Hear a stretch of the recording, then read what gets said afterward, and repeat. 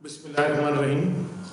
Welcome back to the next short story of first year, God be praised. अगर हम इसका phrasal तर्जुमा करें तो बनता सिर्फ ये कि अल्हम्दुलिल्लाह, सब तारीफ़ें अल्लाह ताला की, शुक्र है अल्लाह ताला तारीफ़ के काबिल है।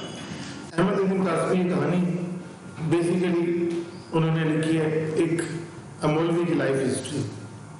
मौलवी अबुल बरकात उसका नाम था और वो जब जवानी में था तो उसका रवैया ज़िंदगी की तरफ बिल्कुल मुख्तलिफ था, और जब वो बूढ़ा हुआ और उसके बच्चे बड़े होना शुरू हुए तो उसका रवैया बिल्कुल तब्दील हो गया।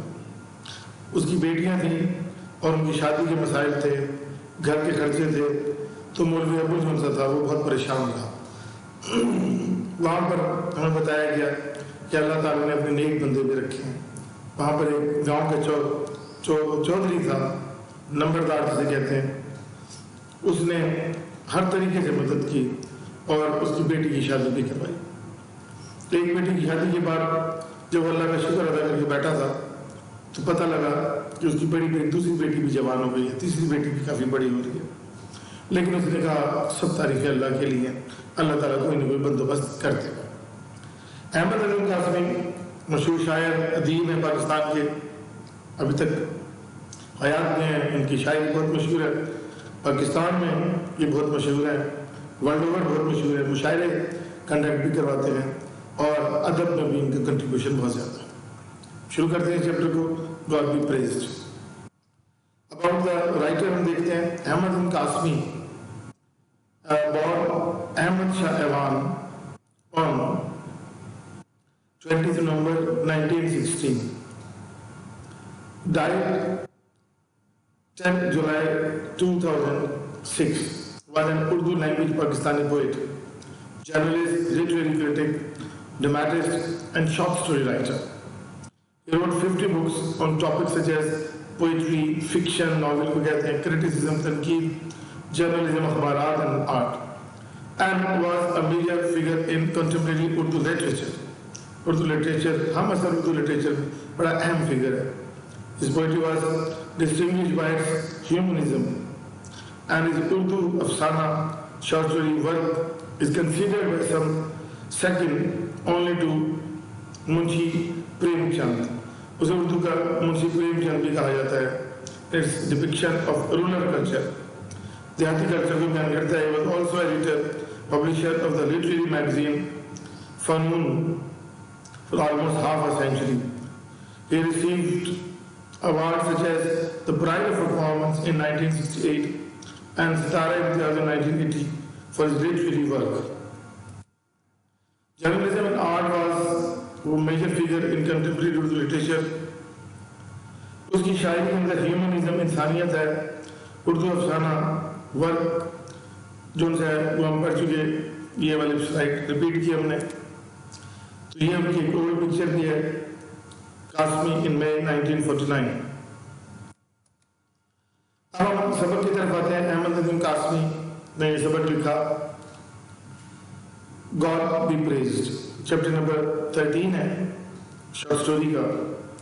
बिफोर हिज मैरिज, शादी से पहले, मौलवी अबुल बरकात इलियास अब्दुल, कुनियत थी उर्फ इलियास उर्फ अबुल, उसे अबुल कहा जाता था। Used to live in comfort, बड़े आराम और सुकून में रहता था। इवन पॉम, बल्कि शान और शौकत से रहता था। ऑन हिज हेड ही वोर अ light brown turban known as मशदी lungi, और उसके सर के ऊपर एक हल्की सी भूरे रंग की पगड़ी पहनी होती थी जो मशदी लुंगी कहलाती थी। पगड़ी का नाम था क्योंकि because it originally came from Mashhad in Iran, वो ईरान से आई थी। The gilded tip of his cap, और जो तुर्रा था उसकी कैप का ऊपर सजा हुआ, used to shine brightly above the turban, turban के ऊपर, उसकी पगड़ी के ऊपर बहुत अच्छे तरीके से चमका करता था। He always carried a walking stick, वो चलने के लिए एक छड़ी का सहारा होता था। Sort of scepter, ये छड़ी होती थी, ये ताकत की अलामत भी थी, with decorative bands of brass and gilt, और उसकी छड़ी के ऊपर तांबा और पीतल जड़ा हुआ था, यानी कि सजी हुई उसकी छड़ी भी थी। For his hair He used fragrant oil, بالوں کے لیے خوشبودار تیل استعمال کرتا. Its sweet pungent smell, اس کی خوشبودار چبھنے والی خوشبو lingered in the village lanes, گلیوں گاؤں کی گلیوں میں اس کی خوشبو پھیلی رہتی تھی. whenever he walked through them, جب بھی وہاں سے چلتا تھا. مولوی ابو had slightly bulging eyes. مولوی ابو کی ہلکی سی باہر نکلی ہوئی آنکھیں تھیں. on his finger he wore silver rings, اور اس نے انگلیوں میں چاندی کی انگوٹھیاں پہنی ہوئی تھیں. with large turquoise stone, اور اس کے اوپر بڑے بڑے پتھر لگے ہوئے تھے. بکراج پتھر، نیلم پتھر لگے ہوئے تھے. These rings came off his fingers 5 times a day. یہ انگوٹھیاں 5 مرتبہ دن میں اتارتا. before ablution. ablution کہتے ہیں وضو کرنے کو. اب یہ انگلش تبدیل ہو گئی ہے، اب وضو ہی کہا جاتا ہے. And yet no change was ever observed in the order in which he wore. اور کبھی بھی کسی نے تبدیلی نہیں دیکھی. جو انگوٹھی جس انگلی سے اتارتا تھا اسی انگلی میں ہی پہنتا تھا. Every Eid after his sermon, ہر عید میں اپنے خطبے کے بعد، خطاب کے بعد، whenever the cotton bag containing from 150 to 200 rupees, جب سوتی کپڑا، سوتی تھیلا جس میں 150 سے 200 روپے تک collected from the devotees، جو عبادت گزاروں سے یا جو خیرات کرنے والوں سے جمع ہوتا تھا، happened to fall with the thread، ایک ٹک کی آواز کے ساتھ اس کے سامنے گرتا. distributed 40 to 50 rupees in the presence of the worshipper، اور وہ نمازیوں کی موجودگی میں 40 سے 50 روپے تک تقسیم کر دیتا among the needy and the poor of the village، ضرورت مند اور غریب لوگوں کو. after each act، ہر ایک کام کے بعد یہ used to say، وہ کہا کرتا تھا please don't pray for me، مہربانی کر کے میرے لیے دعا مت کیجیے. remember the benevolent almighty اللہ، اور سخی اللہ تبارک و تعالیٰ کو یاد رکھیں. if we created insect and stone، اگر اللہ تعالیٰ نے پتھروں میں کیڑے پیدا کیے ہیں، it supplies their food there too، اللہ نے ان کو وہاں پر خوراک بھی مہیا کی ہے.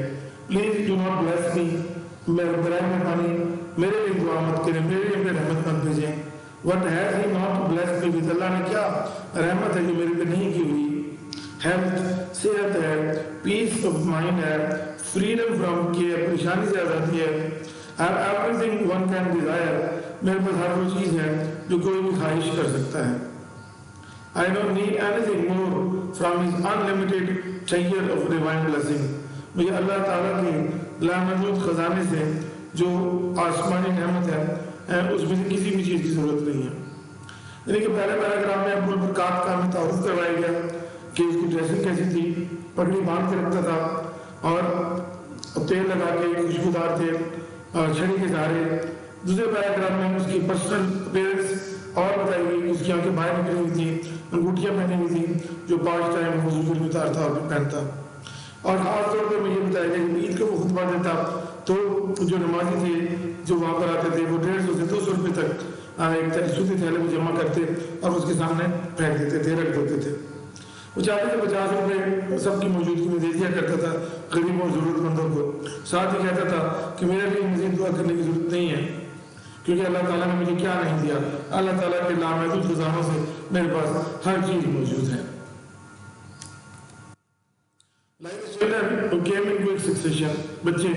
بچوں کی طرح جو ایک کے بعد دوسرے آتے جاتے ہیں. Time to head change fast, وقت بھی تیز رفتاری سے بدلتا چلا گیا. pair of shoes for his first born، اس کی پہلی بیٹی مہر النساء کے لیے جوتوں کا جوڑا لے گیا. had cost him 1 rupee، تو 1 روپیہ اس کی قیمت تھی. for his youngest daughter he was now asked to pay 6 rupees for a pair، جب اب سب سے چھوٹی بیٹی کے لیے لینے گیا تھا تو اسے کہا گیا کہ 6 روپے لگیں گے. پہلی بیٹی کے لیے 1 روپے کا جوتوں کو جوڑا آیا تھا، اب 6 روپے کا آیا.